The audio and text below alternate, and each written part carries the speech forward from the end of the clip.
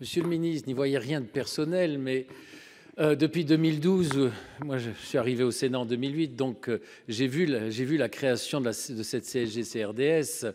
Et ce ne sont pas les ministres qui sont en cause. Je dirais qu'ils sont peut-être sous l'influence, et je reconnais ce talent merveilleux à l'administration que vous avez avec vous, c'est de vous convaincre du bien fondé de cette mesure. Et c'est vrai que contrairement au Guépard dans Lampedusa, l'administration qui est à Bercy sait que pour que rien ne change, il faut que rien ne change. Et donc je vous dirais que contrairement à ce qui est avancé, Madame le rapporteur général le sait, et vous aussi, cette mesure est contraire à l'esprit de l'Union européenne, puisque l'arrêt CSG-CRDS de février 2000 a bien dit que c'était une cotisation et non pas un impôt. Il n'y a que la France qui pense que c'est un impôt. C'est son droit, mais ce n'est pas l'avis de l'Union européenne.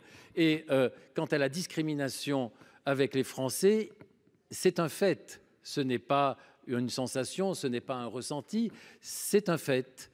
Ça s'est plaidé à 2 reprises et les plaignants ont gagné.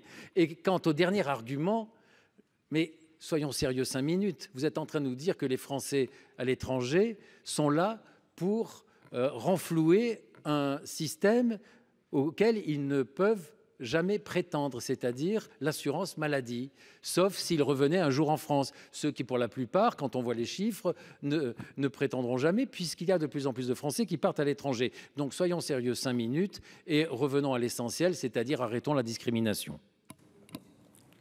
Merci.